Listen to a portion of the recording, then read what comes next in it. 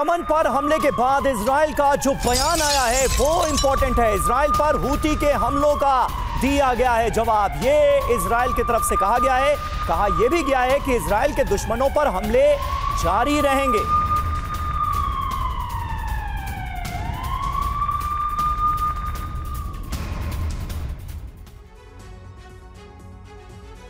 तो देखिए, इजराइल ने बड़े हमलों को अंजाम दिया है, यमन को दहला दिया गया है। इजराइल ने जिन 3 बंदरगाहों को किया टारगेट, वो तीनों बंदरगाह यमन और हूती के लिए कितने अहम हैं, इसे भी समझ लीजिए।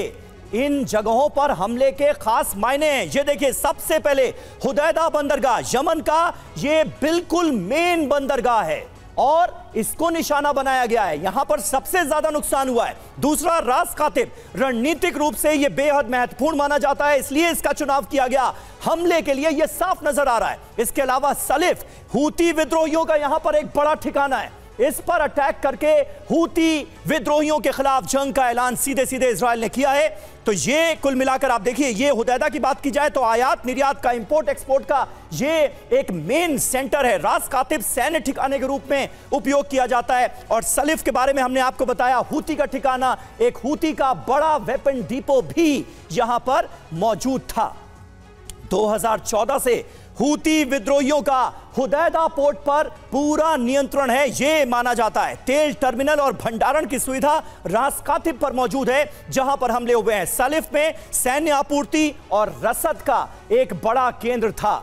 यही वजह है कि इन तीनों मेन सेंटर्स को निशाना बनाया गया है। यानी रवि पूरी तरह से योजनाबद्ध तरीके से, प्री प्लान्ड वे में इस बड़े अटैक को अंजाम दिया गया है। ईरान को बताने की कोशिश कि उसके प्रॉक्सी को हम कमजोर कर सकते हैं, अमेरिका को बताने की कोशिश कि देखिए हमने क्या अंजाम किया।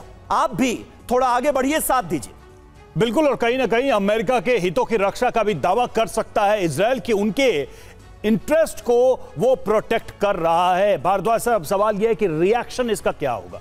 मतलब ईरान को एक तरीके से फिर से ये आंखें दिखाने या फिर से चैलेंज करने वाली ही स्थिति है। इतनी बड़ी तैयारी, इतना बड़ा हमला, दिन भी वो चुना गया जिस दिन खामनेई पब्लिक व्यू में पहली बार आते हैं। मुहर्रम का दिन होता है और ये दिखाने बताने की कोशिश होती है कि तुम्हारे बिहाफ पर लड़ने वाले किसी भी एलिमेंट को हम बर्बाद कर देंगे।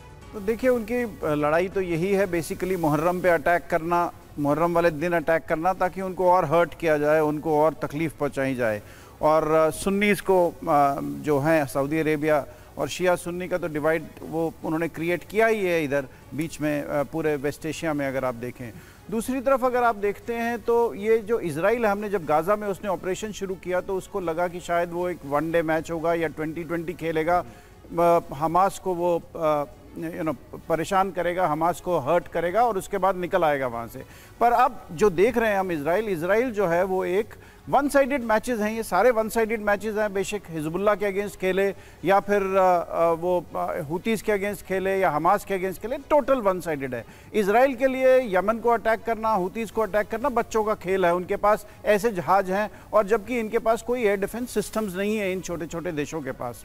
अगर आप उस तरीके से देखें तो इजराइल टेस्ट सीरीज खेल रहा है। जब ओनली ड्रॉ जो उसने हुआ, जब ईरान के साथ उसने लड़ाई लड़ी तो उसको भुगतना पड़ा कुछ नुकसान, तब उसने जाके ड्रॉ किया, भागा वो अमेरिका के पास और फिर उसने वो ड्रॉ किया। पर अब ये जो है, ये वन साइडेड मैचेस हैं, इसमें कोई रिएक्शन होगा नहीं यमन की तरफ से। एक आधा कोई रॉकेट आएगा जिसको जस्टिफाई करने के लिए इजराइल अपने आप को फिर एक विक्टिम दिखाने की कोशिश करेगा। पर बेसिक इजराइल का मकसद ये है, पूरे एरिया को कैप्चर करना है। वो पूरी अपनी इस एरिया में अपनी हेकड़ी जमाना चाहता है, पूरा हेकड़ी जमा के ही वो उस दम लेगा। अब उसके पास ट्रंप है, अब दोनों बैठ के जब बैठेंगे ओवल ऑफिस में तो दोनों हंसेंगे। जैसे एक हिंदी फिल्म में आप देखते हैं, 2 विलेन हंसते हैं, वो दोनों बैठ के हंसेंगे कि आज हमने इन पे अटैक मार दिया, देखिए। और बाहर आके कहेंगे देखिए हम बहुत उदास हैं, हम चाहते हैं कि सीज़ फायर हो। सीज़ फायर कभी होगी नहीं, बिकॉज सीज़ फायर की उनकी मंशा ही नहीं है। एक तरफ बोलते हैं हम गाज़ा की बात करने जा रहे हैं और दूसरी तरफ हूतीज़ पर अटैक मार देते हैं यमन में। तो ये एक बहुत ही विशियस सा साइकिल है जो चलता रहेगा जब तक कि और शायद अगर ये चलता रहा तो ये विश्व युद्ध में तो इसका कन्वर्ट होना कुछ सालों बाद एकदम बड़ी जाहिर सी बात है। बिल्कुल, और ये तब हो रहा है जब ब्रिक्स के मंच से एक तरह की सीधे सीधे एक तरह का संदेश देने की कोशिश की गई है और यह बताने की कोशिश की गई है कि ईरान पर जिस तरह से हमले हुए वो ठीक नहीं थे, गाजा में जिस तरह से लोगों की जान जा रही है उसकी भी निंदा की गई है। ये है सीक्रेट रेसिपी MDH का जीरा सब जलजीरा।